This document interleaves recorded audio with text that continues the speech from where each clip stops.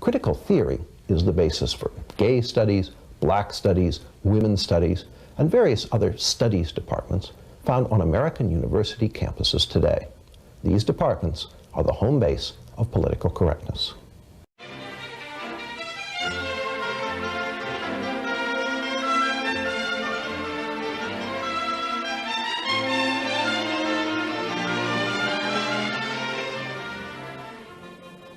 The economic convulsions that racked Western societies between the two world wars were seen at the time by most Marxists as being the breakdown of the capitalist system which Marxist theory had always predicted. However, whereas according to the theory this was supposed to lead to communism, in not one single such Western society did communist regimes emerge. What did emerge in several of them was fascism. Some Marxists were disillusioned by this, to the point of abandoning Marxism. Others refused to question Marxist theory regardless of what actually happened. But there were many in between, people who remained or wanted to remain Marxists, but who felt that Marxism would have to be seriously re-examined if it was to continue to remain credible. One such group of people came together in Frankfurt in the late 1920s and have come to be known since as the Frankfurt School. Actually, they didn't stay in Frankfurt long, but the name has stuck. They left Germany in the early 1930s, in the period just before and after the Nazis came to power, and by the mid-30s the key figures had all settled in the United States. These, to mention three, were Adorno, a man who seemed equally at home in philosophy, sociology and music; Horkheimer, a philosopher come sociologist, less brilliant than Adorno but perhaps more solid; and the one who has turned out in the end to be the most famous and influential of them all, the political theorist Herbert Marcuse. Their influence grew slowly, but grew nevertheless over a long period and reached a spectacular peak in the 1960s. Many things contributed to this. One was the powerful revisionist movement among Marxist in communist countries throughout Eastern Europe, culminating in the Prague Spring of 1968. This put the Frankfurt School in line for the first time with real-life developments inside the communist world. Another, obviously related, was the tremendous revival of interest in Marxism among people in the West, especially educated young people. This also culminated in 1968, the year which saw the high point of student violence all over Europe and the United States, and looked for a moment in Paris as if it might even come close to genuine revolution. The would-be revolutionaries of that day proclaimed one man more than others as their political mentor, and that was Marcuse. They painted the walls with phrases from his books in order to make it known to the world that they were going to turn his ideas into reality. And although the revolution didn't materialize, during the decades since then, the ideas of Marcuse and the Frankfurt School have come to dominate some of the social science departments in various countries in Europe, and through them to have a continued and very important influence on the young. Professor Marcuse, why should it have been to your writings that the revolutionary student movements of the 1960s and early 70s turned?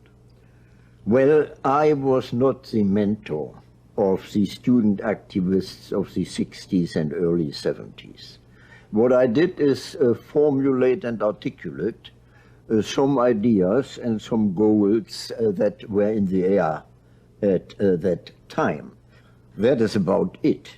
The student generation that became active in these years did not need a father figure or a grandfather figure in order to lead them to protest against a society which revealed daily its inequality, injustice, cruelty, and its general destructiveness.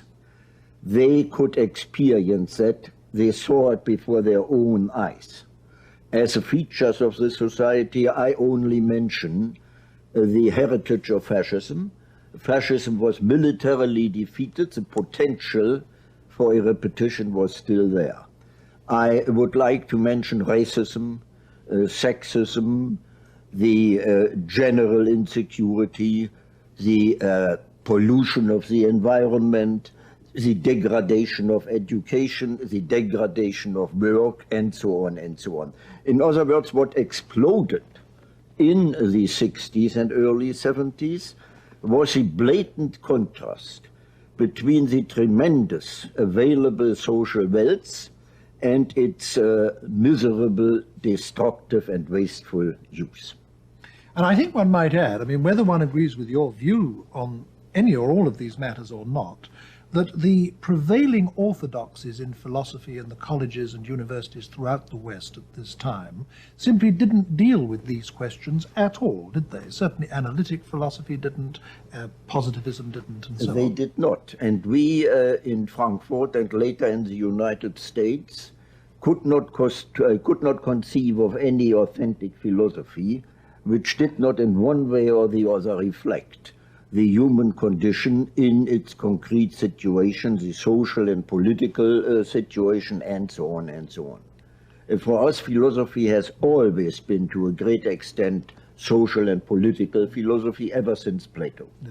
Of course, philosophy has been of enormous importance to you throughout your life. In fact, you've Yes. spent your life as a university teacher, lecturer, academic, writer of books, and so on. Mm-hmm. But one of the conspicuous features of the New Left movement that you have helped to father is its anti-intellectualism. Now, from the way you've lived your life, one wouldn't expect you actually to approve of that. On the contrary, I combated this anti-intellectualism from the beginning. The reason for this anti-intellectualism are, in my view, the isolation of the student movement from the working class and the apparent impossibility of any spectacular political action.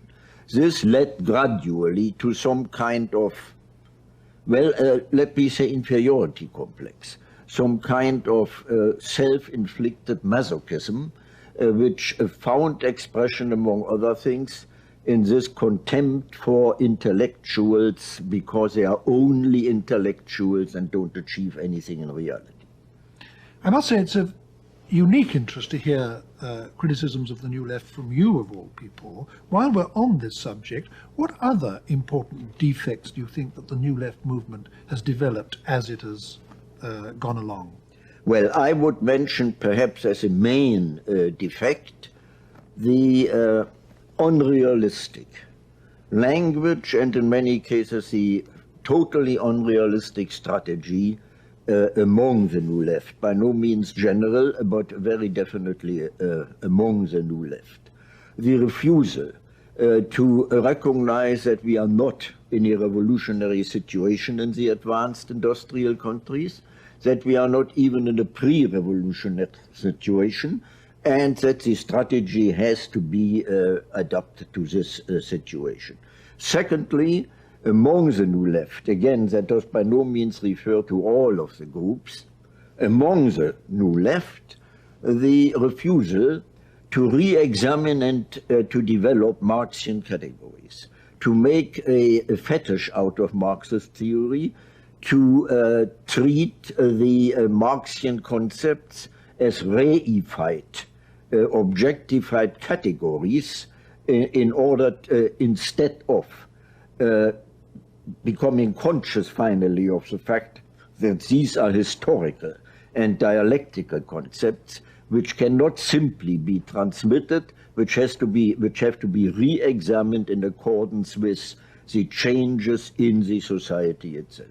I must say it's enormously refreshing to hear these words from your lips. I mean, it shows that you are still thinking afresh when people who regard themselves as followers of yours and are young enough to be your grandchildren have stopped thinking in some cases.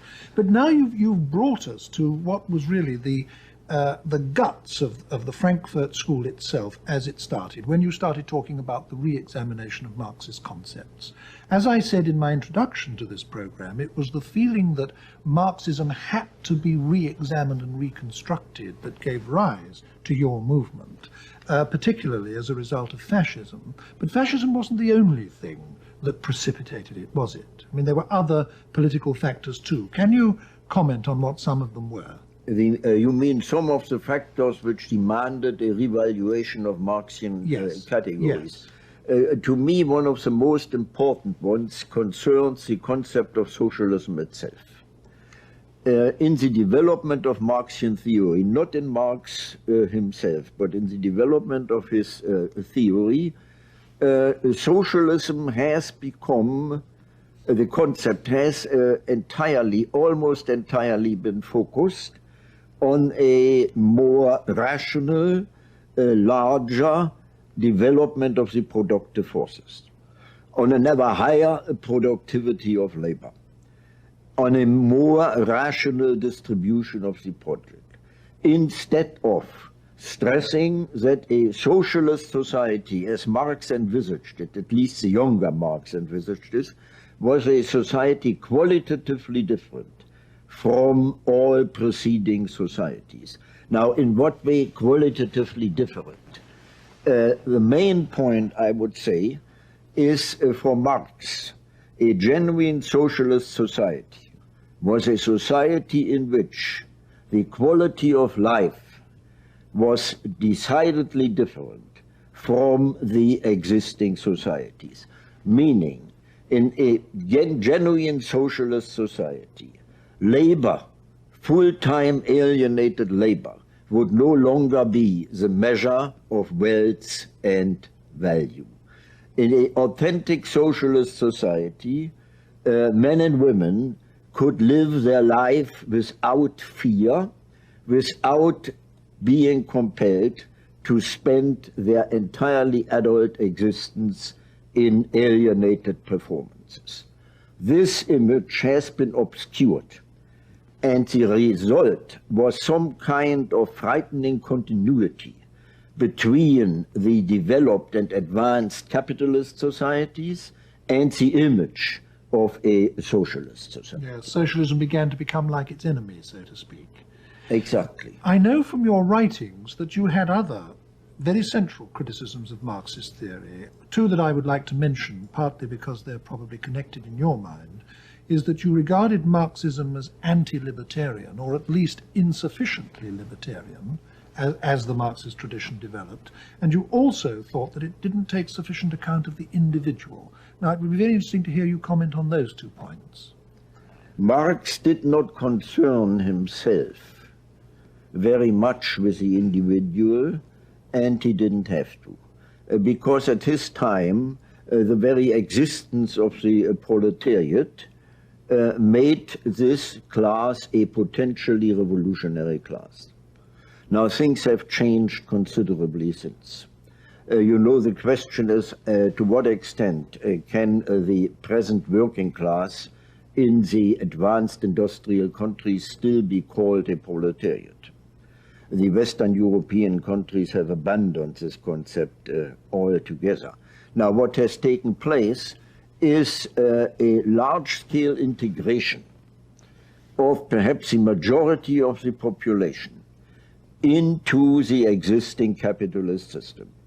The organized working class, at least, no longer has nothing to lose but its chains, but a lot more. And this, in turn, took place not only on a material but also on a psychological basis. The consciousness of the dependent population changed. It was one of the most striking phenomena to see to what extent the ruling power structure could manipulate, manage, and control not only the consciousness, but also the subconscious and unconscious of the individuals. Therefore, my friends at the Frankfurt School considered psychology one of the main branches of knowledge that had to be integrated with Marxian theory. By no means replacing Marxian theory, but taking it into Marxian theory. You yourself have done a lot in your writings to try to marry Freudianism and Marxism, and I think that some people would say that this simply can't be done because the two patterns of explanation are incompatible with each other. I mean, to put it extremely briefly, Marxist theory locates the ultimate level of explanation of human affairs in technique. The theory put very simply, is that the level of development of the means of production in a society at any given time determine the formation of classes in that society, and that in turn determines the relationships of individuals to each other, and on that basis grow up what Marxists call the superstructure of ideologies, religions, philosophy, art, and so on.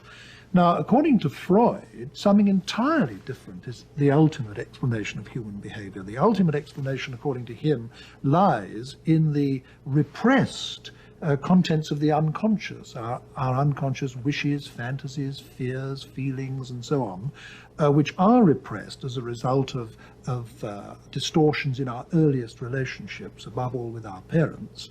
And he explains not only social behavior, but also ideologies, art, religion, and so on, in terms of the externalization of the repressed contents of the psyche.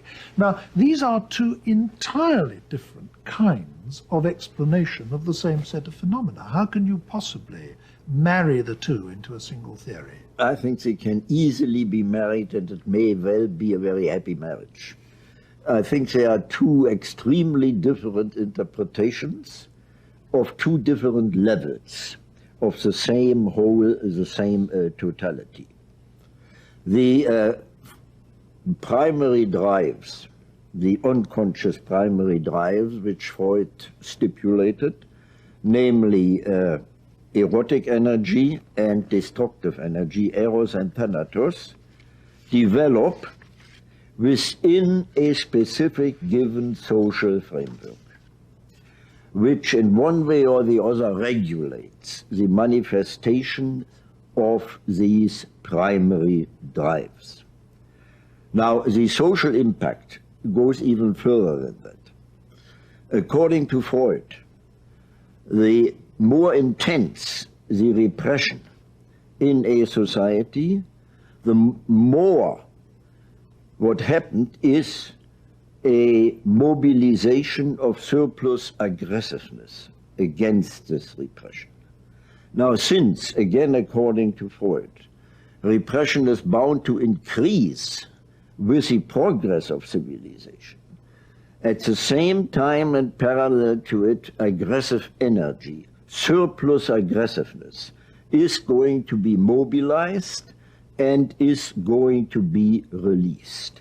In other words, with the progress of civilization, we will have a progress in destructiveness. And it seems to me no hypothesis can better explain what happens today than that one. I think the following thought will occur to some people listening to our discussion up to this point. You have catalogued a very formidable list of defects in Marxist theory and prediction. The failure to predict the future success of capitalism, the anti-libertarian element in Marxism, the absence of any theory or attitude to the individual. You've also talked about other entirely new theories like Freudianism, which came on the scene after Marx and therefore couldn't have been accommodated by Marx in his outlook. A lot of people will say, well, since you were so conscious of this enormous range of defects in Marxism, why did you want to remain Marxists? I mean, why try to hang on to a discredited or falsified theory? Why not try to liberate your thought categories from that altogether and actually look at reality afresh? Easy answer, because I do not believe that the theory as such has been falsified. What has happened is that some of the concepts of Marxian theory, as I said before, will have to be re-examined. But this is not something from outside brought into Marxist theory. That is something Marxist theory itself, as a historical theory, demands. Now, it is relatively easy for me to enumerate, to give you a catalogue of the decisive concepts of Marx which have been corroborated in the development of capitalism. The concentration of economic power, the fusion of economic and political power, the increasing intervention of the state into the economy, the increasing difficulties in stemming the decline in the rate of profit, the need for engaging in a neo-imperialism in order to create markets and possibilities of enlarged accumulation of capital, and so on. I think this is a formidable catalogue, and it speaks a lot for Marxian theory. Well, I don't want to get into a political argument. I'd love to do that, as a matter of fact, but, well, the purpose of this program is to elicit your views on a further range of topics. But I can't let what you've said just pass like that. I mean, to take only the first two of your list, you said that there's been increasing concentration of economic power, but surely through the invention of the joint stock company, the ownership of capital has been more widely dispersed than ever before. You talk about the convergence of economic and political power. I would say yes, but what has happened in the West, at least, is that the decisive control over the economy has passed into the hands of elected politicians, who in the democracies are directly elected by the mass of the people, and they take the basic economic decisions in the society. Well, you know that with your first statement about the joint stock companies, you express one of the main concepts of Marxist revisionism, introduced first by Engels himself. They considered the joint stock companies with a dispersed ownership already as pre-forms of a socialist society. Now we know today that this is obviously wrong, and you will not maintain that, for example, in the great multinational corporations, the stockholders control the policy, national and global, of these corporations. It is not the ownership alone that matters, but the control of the productive forces, which is decisive. As far as the state is concerned and the role of the politicians, do you believe that the politicians make their decisions entirely by themselves as free individuals, or isn't there some kind of link between the policy makers and the great economic powers in the society? Well, the politicians certainly aren't dominated by the great economic powers. But anyway, I think I will have to let that pass reluctantly and get back to the Frankfurt School. We've talked in general terms about the Frankfurt School. Mm-hmm. I mentioned two or three of the individuals in my opening remarks, but I think it would be especially interesting to hear just a word from you about who the main individuals were and what they were like, because after all, they were your close friends and associates. Well, Horkheimer was the director of the institute. He was not only a thoroughly trained and knowledgeable philosopher and sociologist, but also in a strange sense, a financial wizard who could take care very well of the material basis, as it were, of the institute, not only in Germany, but also afterwards in the United States. A brilliant man, and nothing that was written in the periodical of the institute and afterwards was written without previous discussion with him and with the other collaborators at the institute. Adorno, a genius. I have to call him a genius, because I have never seen anyone who was, as you already mentioned, so equally well at home in philosophy, sociology, psychology, music, whatever it may be. It was absolutely amazing. When he talked, it could be printed without any change. It was perfectly ready for print. Then are those who are unjustly neglected or forgotten. Leo Lowenthal, the literary critic of the Institute, Franz Neumann, a brilliant legal philosopher, Otto Kirchheimer, equally well familiar in legal philosophy, Frederick Pollock, and especially Hendrik Grossman, the most orthodox of all Marxist economists I have ever met. He predicted the collapse of capitalism for a very specific year he gave. In the meantime, it turned out it wasn't quite correct. Like the medieval churchmen predicting the end of the exactly, world. Yes. Exactly. And Pollock, who after all wrote, I think, the first article, in which he tried to argue that there are no compelling internal reasons why capitalism should collapse. Now, one of the things that you all as a group pioneered in the perhaps late 20s and certainly early 30s was the shift of interest in Marxist studies back from the works of the mature Marx to the works of the earlier Marx, the things he wrote when he was more directly under the influence of Hegel. And one of the many things I think that came out of that, which has been of continuing influence ever since, is an interest in the notion of alienation. I think alienation in its modern sense was coined by Hegel, taken up and given a new significance by Marx, and then almost, you can say, fell out of Western thought for nearly 100 years. And you, plural, were instrumental in bringing it back, weren't you? It would be very interesting to hear your comments on the importance of this idea. Well, that's a very complicated story. According to Marx, alienation was a socio-economic concept.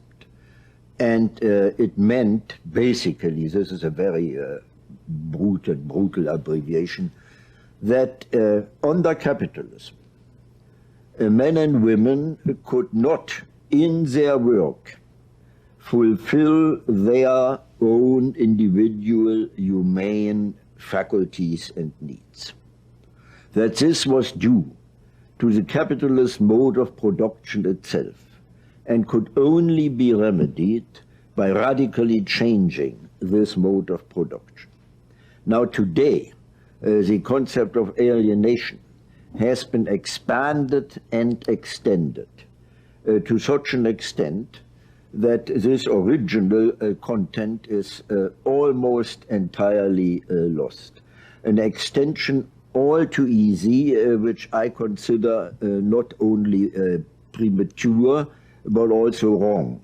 Because, for example, not every kind of trouble or problem someone has with his girlfriend or a boyfriend is necessarily due to the capitalist mode of production.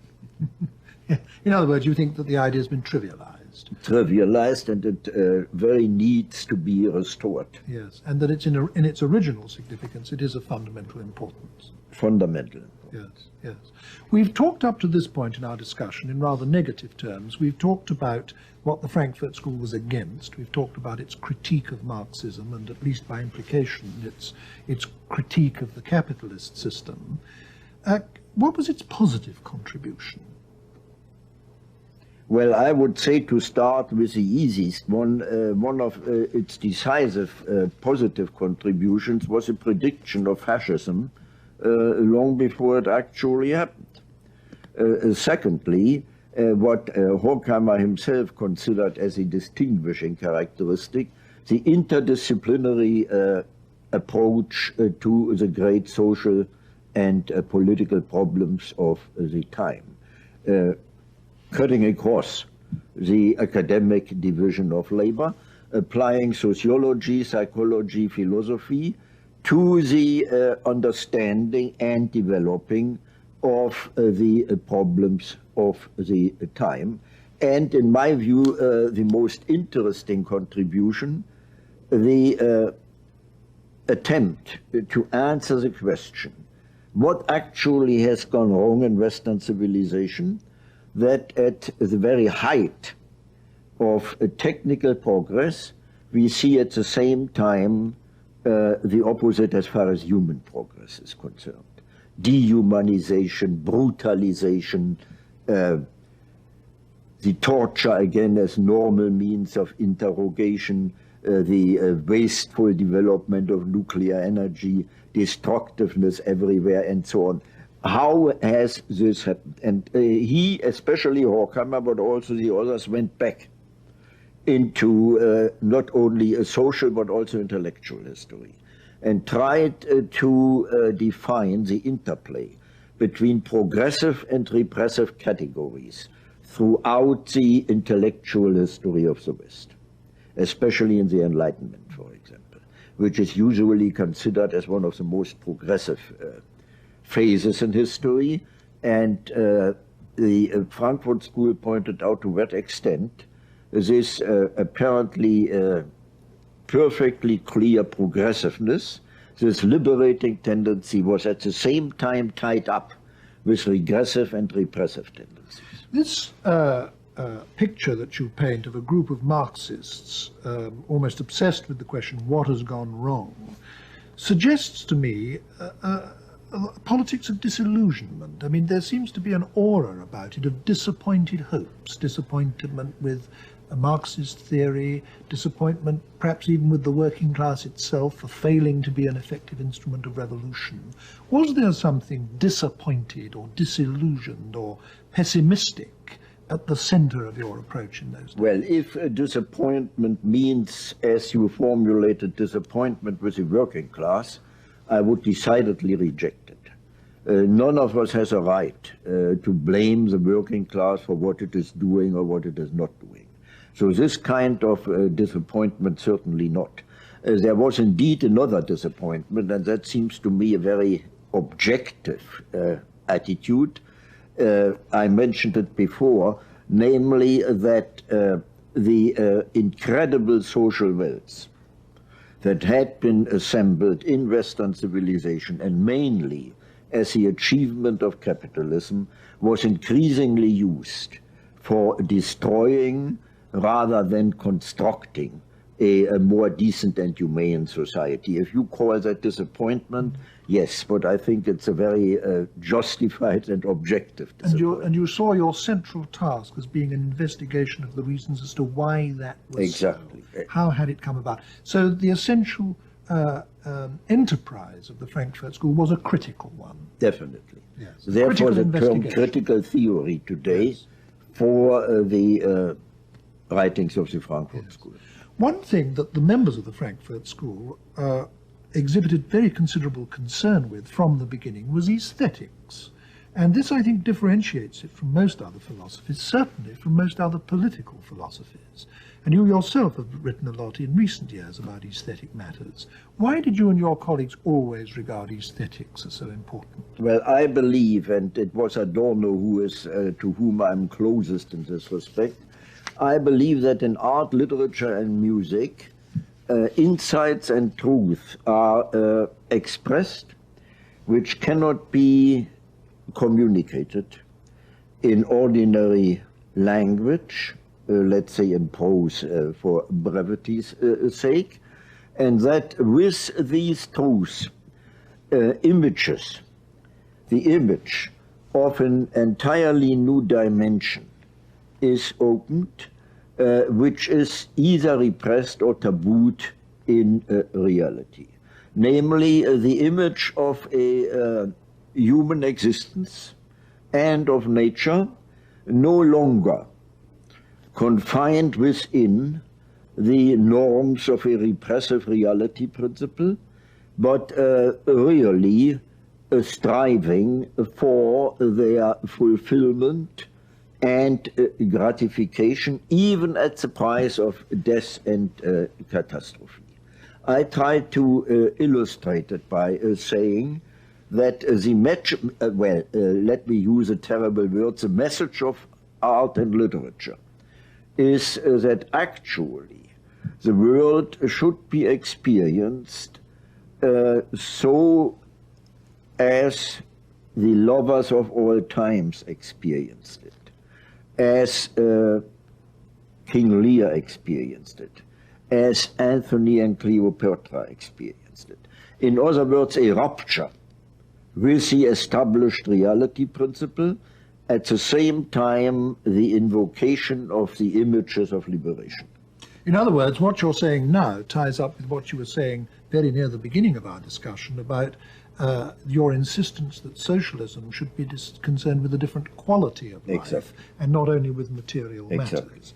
And that means that you, at least, see literature as a repository of new values, and you don't just see it as a critique of existing society or a revolutionary instrument in the way that many Marxist critics, literary critics I would do. say it is all authentic literature is both. It is on the one hand accusation of the existing society, but on the other hand, and internally linked to it, always the images of liberation. I certainly do not believe that you can give any adequate explanation of a literary work simply in terms of the class struggle or whatever it may be.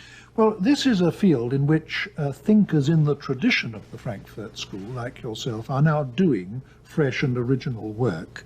What other areas do you think this school of philosophy, this tradition of philosophy, is going to have to concern itself with in the immediate future? Well, I can in this respect only talk of myself. And I would say that far more attention should be paid to the women's liberation movement. I see in the women's liberation movement today a very strong radical potential. Now, I would have to give a lecture in order to explain why I do that. Unfortunately, I cannot. Let me at least try to say it in two sentences. All domination in recorded history up to date was patriarchal domination. So if we should indeed live to see not only a equality of the woman before the law or whatever it is, but the deployment of what is called the specific feminine qualities throughout the society. For example, non-violence, receptivity, tenderness. This would indeed be, or perhaps could be, the beginning of a qualitatively different society, the very antithesis to male domination with its violent and brutal character. Now, I'm myself perfectly conscious of the fact that these so-called specific feminine qualities are socially conditioned. I was going to say there are people who would regard it as sexist to say that all right. Now, specifically they are, I don't care, they are socially conditioned, but to a great extent they are available, they are there. So why not use them the way they are, regardless of the question as to their origin? I'd like to end our discussion, Professor Marcuse, by putting to you one or two of the main criticisms that are commonly made of your work. I've really put the chief one to you already, and that was a long way back in the discussion when I said to you, given your awareness of so many things wrong with Marxism, why do you remain a Marxist? I won't put that to you again because you've already indicated what your reply is. Because I think it's correct. Yes, but there are others too. For example, it's commonly said of the New Left movement that has developed to such a large degree out of your work, that it is elitist, that you have these little groups of, for the most part, middle class and some would say self-admiring intellectuals, divorced from the working class, as you yourself acknowledged earlier, regarding themselves as the instruments of revolution. And that the whole thing has become trendy, has become fashionable, and above all has become dissociated with the real working class that it was all supposed originally to be about. Well, the term elitist I would reject entirely. I think it is another expression of the self-inflicted masochism among the New Left. It isn't an elitism.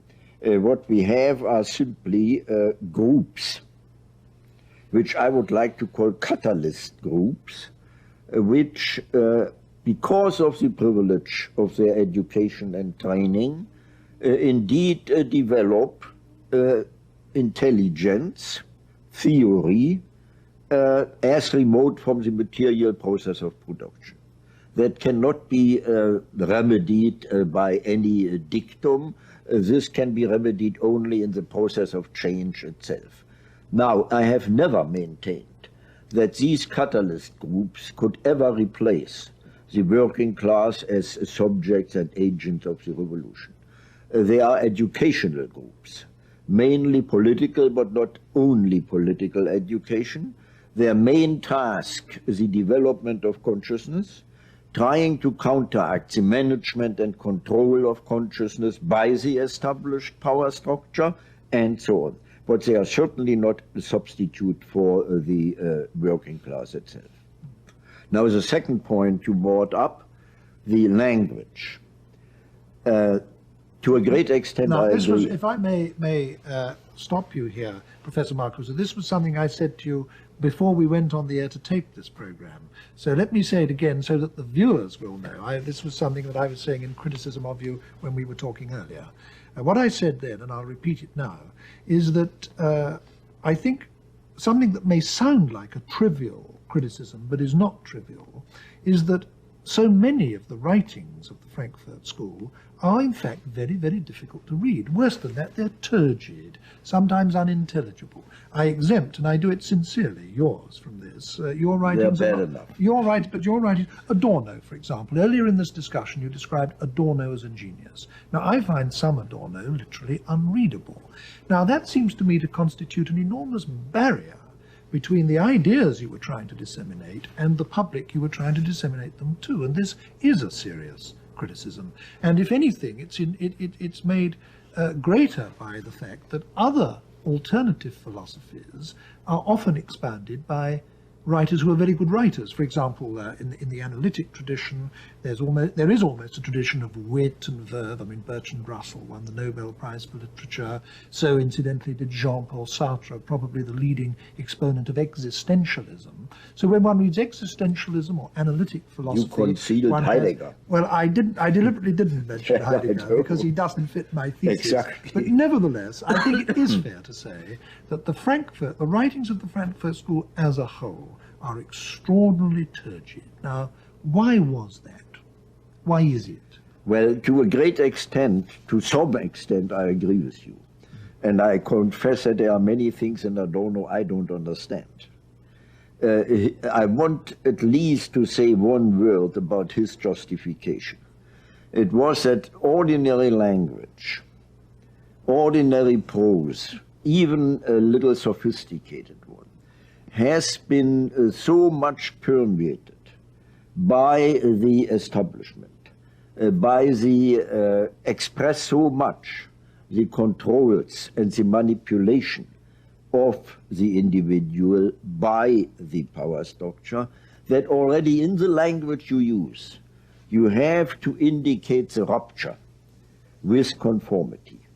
Therefore, the attempt to convey this rupture already in the syntax, in the grammar, in the vocabulary, whatever it may be. Now, whether or not that is acceptable, I don't know. The only thing I would say, there's an equally great danger in premature popularization of the terribly complex problems we face today. We've reached the end of our discussion now, Professor Marcuse, but to close, I would like to put a personal question to you, and I do it because you've had an experience in life which must have happened to remarkably few human beings in history. You spent almost a whole lifetime as an academic, known to a comparatively small circle, your pupils, the readership of the rather specialized readership of your books and articles. And then suddenly, when you were literally nearly 70, you became, almost overnight, one is tempted to say, a world figure. Now, this is an astonishing thing to happen to anyone. What was it like to have it happen to you? Well, on the one hand, I enjoyed it tremendously. On the other hand, I found it somehow not deserved. And I may end, if this is the end, on a rather impertinent note. No, it isn't so impertinent. I always said, when I was asked, how is that possible, I said, I appear only as such a figure because the others are still more stupid than I am. But no one could ever have expected it, and I suppose you never expected it, did you? No, I certainly didn't. Well, thank you very much, Professor Marcuse.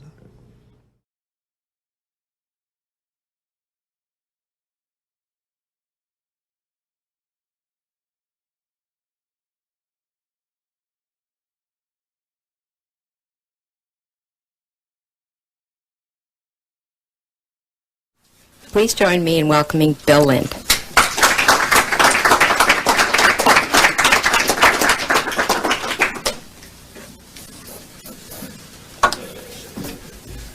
Where does all this stuff we've heard about this morning, the victim feminism, the gay rights movement, the invented statistics, the rewritten history, the lies, the demands, all of the rest of it, where does it come from?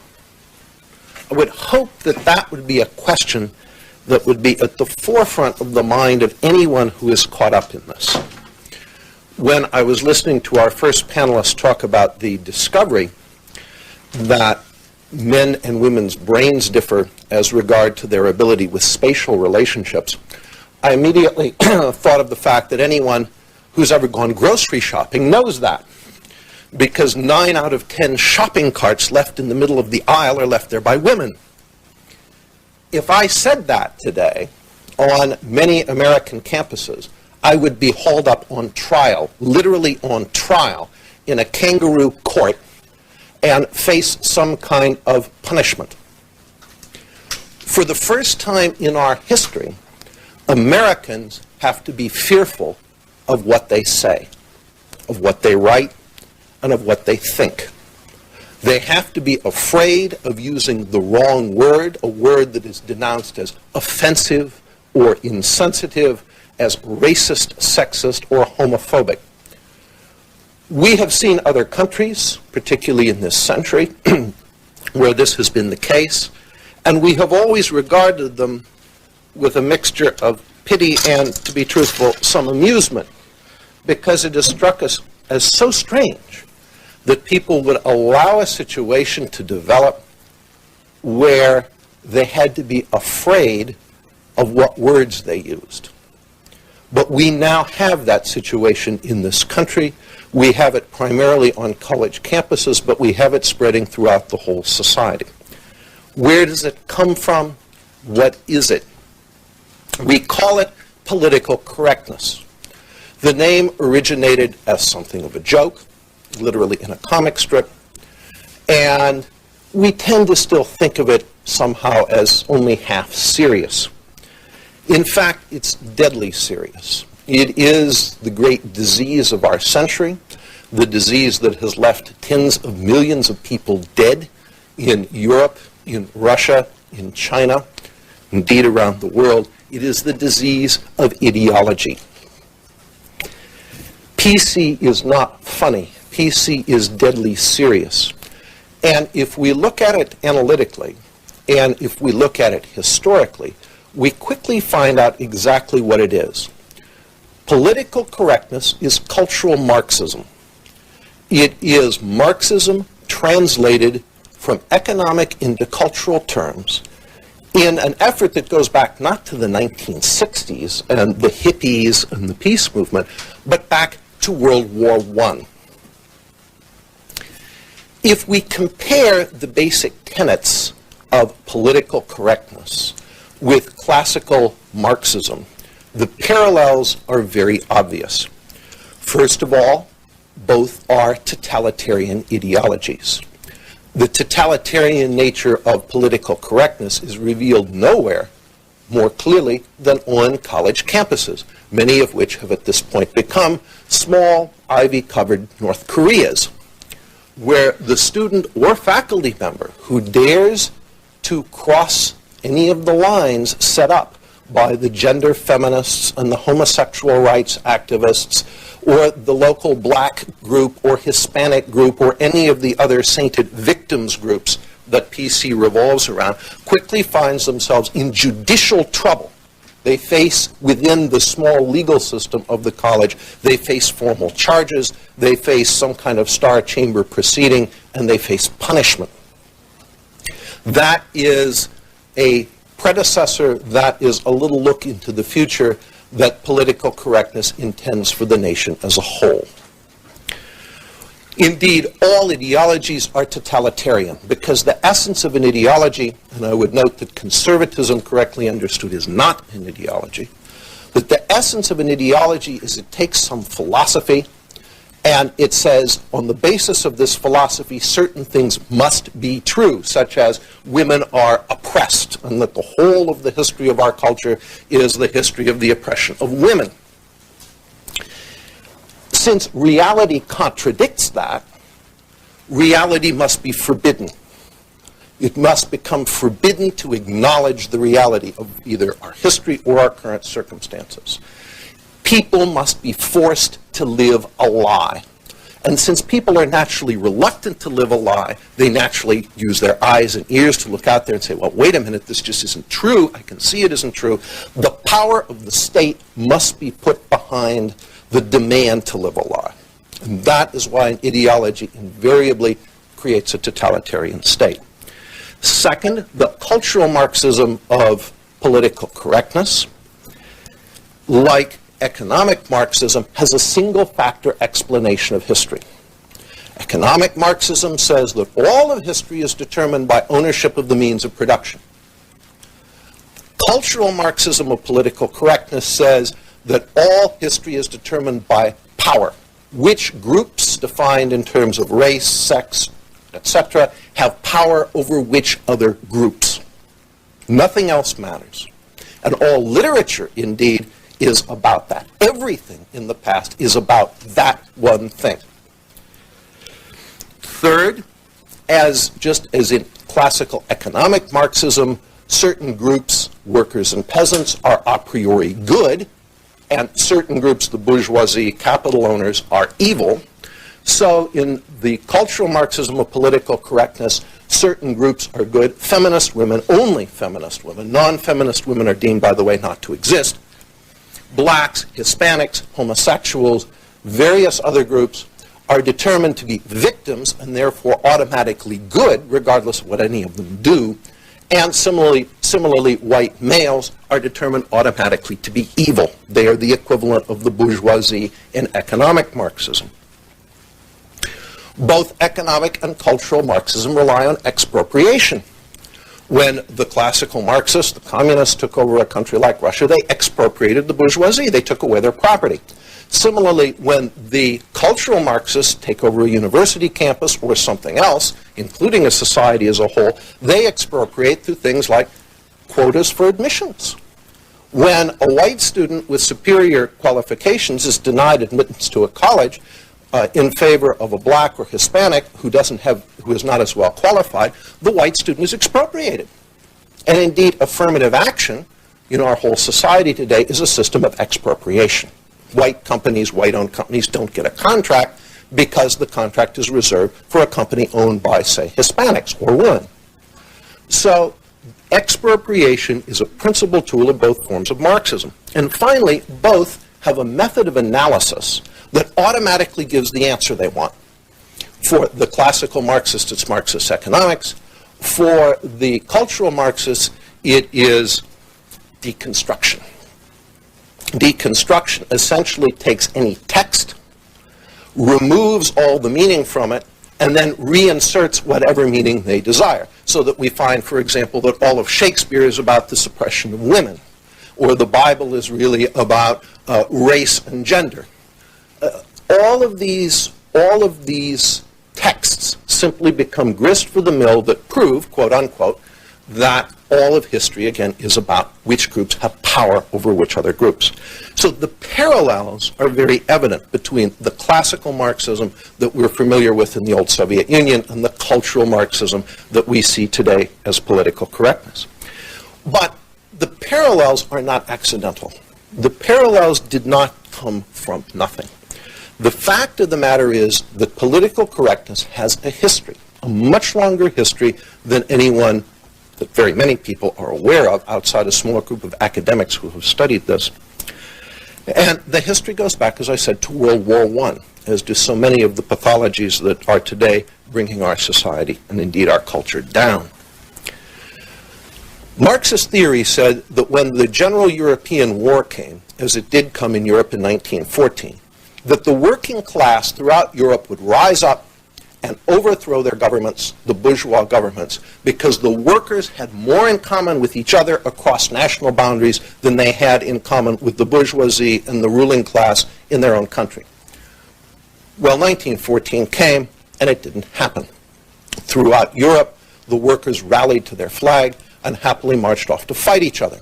The Kaiser shook hands with the leader of the then Marxist Social Democratic Party in Germany and said, there are no parties now, there are only Germans.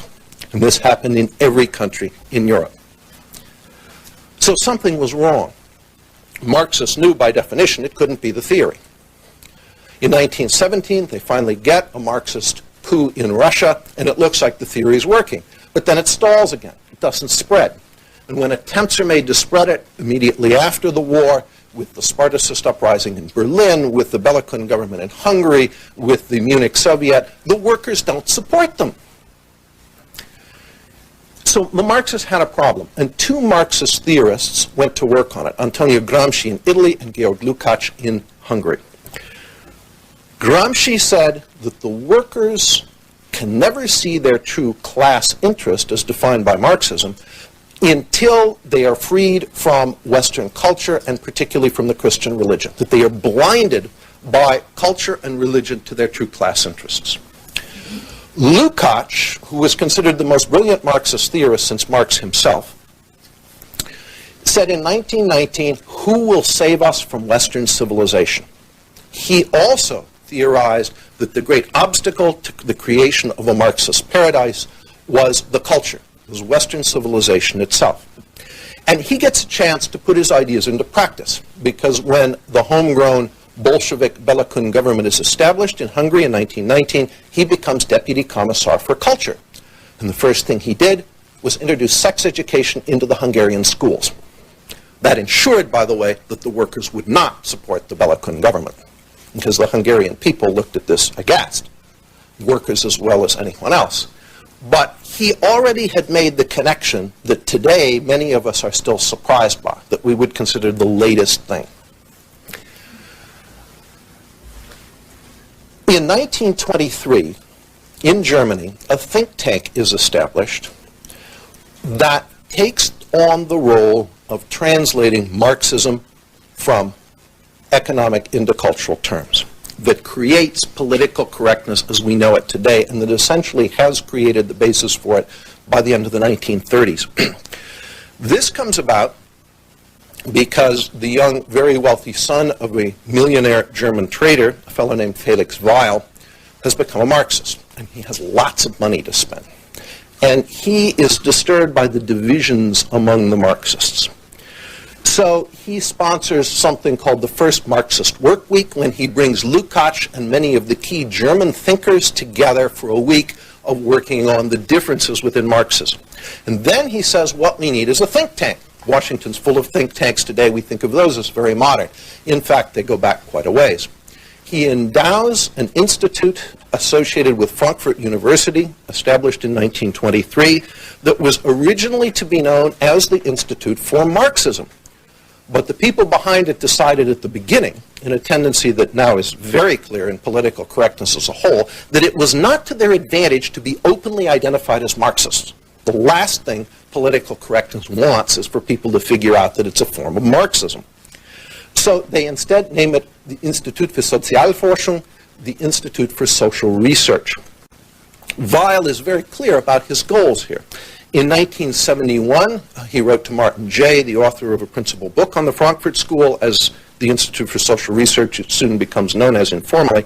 He said, quote, I wanted the Institute to become known and perhaps famous due to its contributions to Marxism. Well, he was successful. The first director of the Institute, Karl Grünberg, an Austrian economist, concluded his opening address, according to Martin Jay, by clearly stating his personal allegiance to Marxism as a scientific methodology. Marxism would be the ruling principle at the Institute, and that never changed. The initial work of the Institute was rather conventional, but in 1930 it acquired a new director named Max Horkheimer. And Horkheimer's views were very different. He was very much a Marxist renegade. In addition, overall, the people who create and form the Frankfurt School are renegade Marxists. They're still very much Marxist in their thinking, but they're effectively read out of the party. Moscow looks at what they're doing and says, wait a minute, this isn't us. We're not going to bless this. Horkheimer's initial heresy is he's very interested in Freud. And the key to making the translation of Marxism from economic into cultural terms is essentially that it combined it with Freudianism. Again, Martin Jay writes, if it can be said that in the early years of its history, the Institute concerned itself primarily with an analysis of bourgeois society's socio-economic substructure, and I'd point out that Jay is very sympathetic to the Frankfurt School. I'm not reading from a critic here. In the years after 1930, its prime interest lay in its cultural superstructure. Indeed, the traditional Marxist formula regarding the relation between the two was called into question by critical theory. The stuff we've been hearing about this morning, the radical feminism, the women's studies departments we see in universities, the gay study departments, the black studies departments, all of these things are branches of critical theory. What the Frankfurt School essentially does is, drawing on both Marx and Freud, in the 1930s, it creates a theory that it calls critical theory. The term is ingenious because you're tempted to ask and say, all right, what is the theory? The theory is to criticize. The theory is that the way to bring down Western culture and the capitalist order is not to lay out an alternative. They explicitly refuse to do that. They say it can't be done, that we can't not imagine what a free society would look like, their definition of free, as long as we're living under repression, the repression of a capitalist economic order which creates, in their theory, the Freudian condition, the conditions Freud describes in individuals of repression. That we cannot even imagine this. What the critical theory about is simply criticizing. It calls for the most destructive criticism possible in every possible way, designed to bring the current order down. And of course, when we hear about, again, these comments that feminists saying that, well, the whole of society today is just out to get women and so on, that kind of criticism is all a derivative of critical theory. It is all coming in the 1930s, not the 1960s.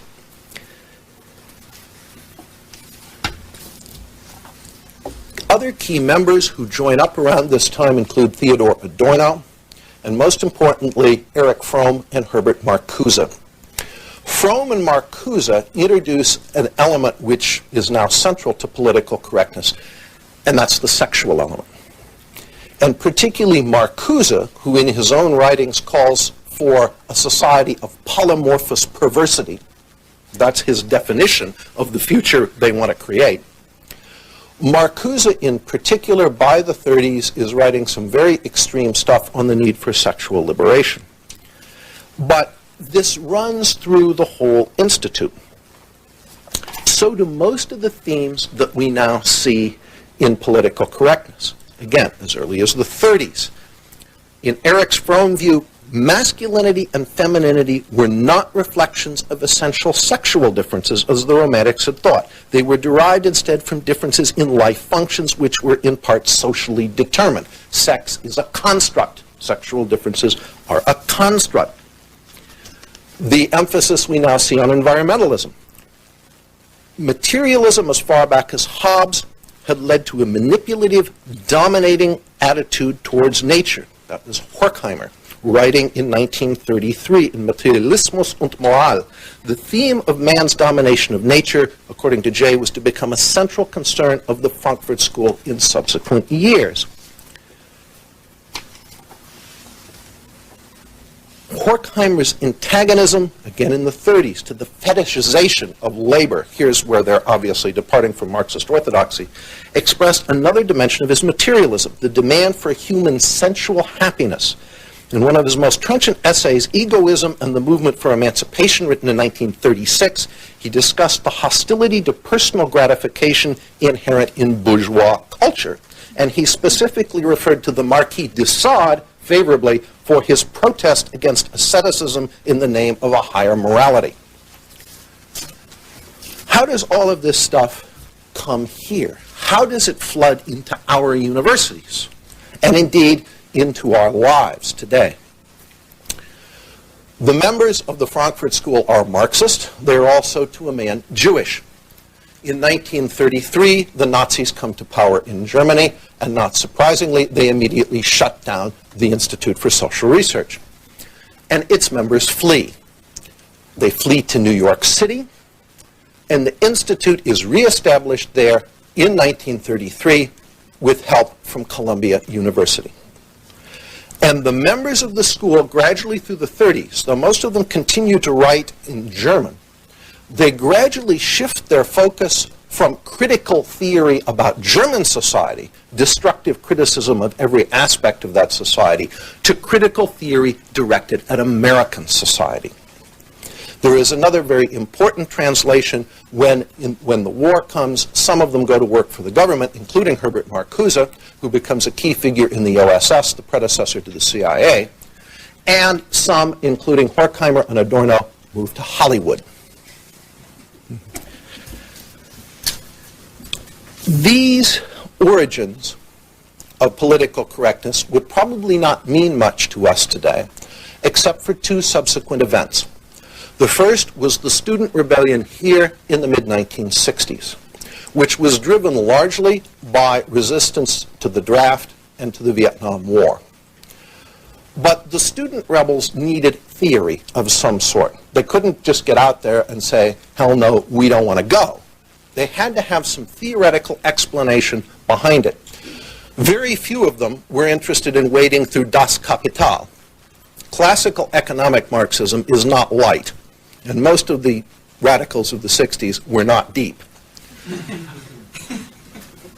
Fortunately for them, and unfortunately for our country today, and not just in the universities, Herbert Marcuse remained in America when the Frankfurt School, after the war, relocates back to Frankfurt. And whereas Mr. Adorno and Horkheimer in Germany are appalled by the student rebellion when it breaks out there, when the student rebels come into Adorno's classroom, he calls the police and has them arrested. Herbert Marcuse, who remained here, saw the 60s student rebellion as the great chance. The opportunity to take the work of the Frankfurt School and make it the theory of a new left in the United States. And one of his books was the key book in this. It became virtually the Bible of the SDS and the student rebels of the 60s, and that book was Eros and Civilization. The essence of it is that Marcuse argues that under a capitalist order, he downplays the Marxism very strongly here. The book is subtitled Philosophical Inquiry into Freud.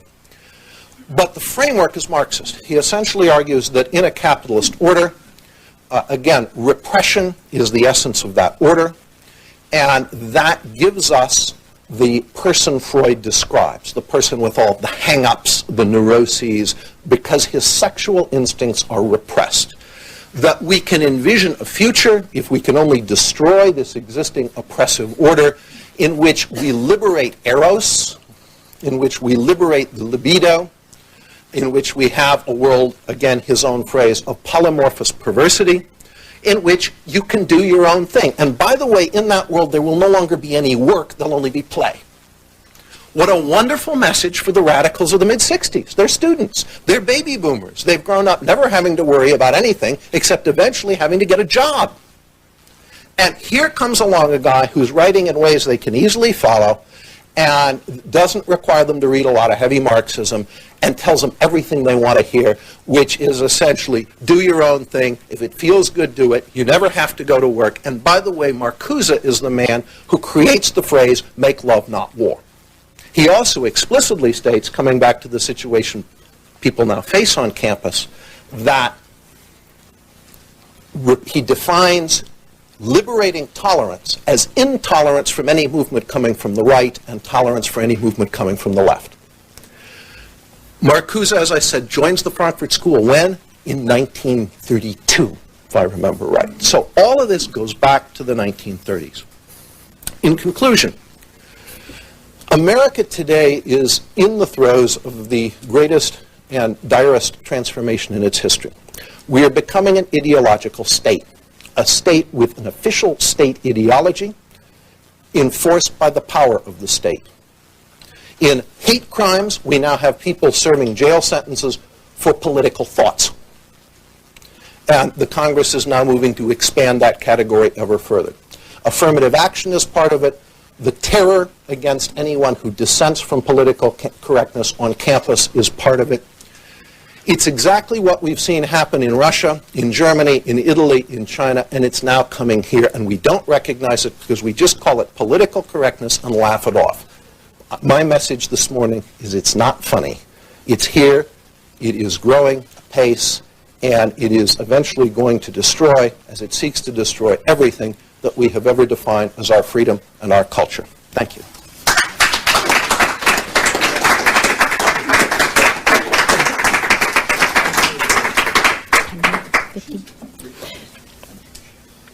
Okay, thank you so much to all our panelists. They were excellent.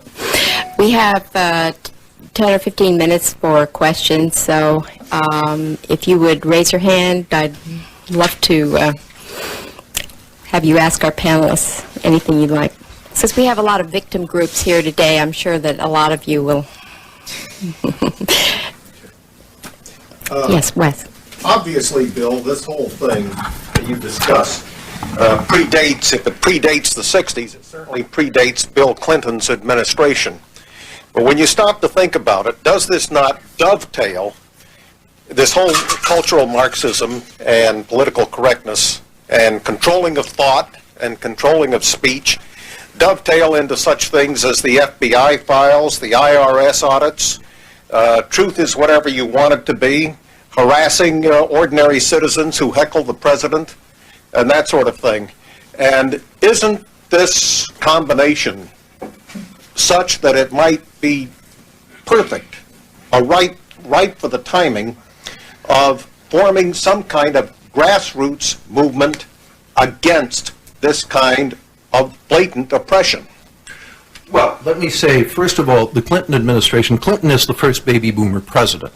So it's not surprising that this administration would be steeped in PC. But I would note that this has now spread so far through the establishment. Virtually, it's now a rule. If you're going to be a member of the establishment, you must be politically correct. The last Republican convention that nominated Bob Dole was choreographed for political correctness. And those who didn't share that view were explicitly invited to leave, which they did in the voting booth as well. There's no question that the grassroots is sick of this stuff. Americans don't want to have to be afraid of what they think, of what they say, of what they write, of saying the wrong thing and being in trouble with some kind of legal or quasi-legal authority for doing it. I think the potential is there for a grassroots resistance movement. I think the most important thing to do is break the Frankfurt School's own silence. Again, it was very, very careful to disguise its origins, initially in Germany, but then much more so when it came here, and to disguise its Marxism. And if the average American realizes that this stuff is Marxism, that it's a heretical school of it, but it is totally Marxist in its origins, then the light bulb will go on, and he'll realize what he's dealing with. One of the major developments that resulted from the Frankfurt School was the insidious but very effective political correctness movement. And it's effective because it shuts down debate on the issues that they disagree with. You just label it politically incorrect. They label people racist, fanatics, right-wing extremists. You don't have to get to the issues like moral degeneracy, which they promote. Well, you shut people down. You're bigots and you're too straight-laced. Absurd concepts like diversity is our strength and multiculturalism is promoted. Anybody that takes exception to that, or to immigration policies, whatever the left's agenda is, that becomes the politically correct.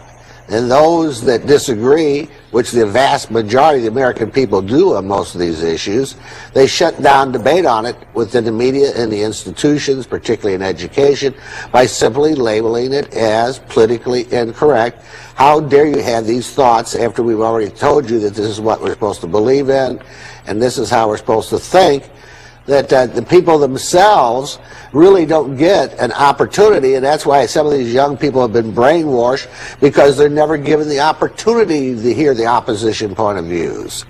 And so this is one of the probably the most insidious and most effective weapons that the left has developed, is this whole concept of what's politically correct and what is politically incorrect.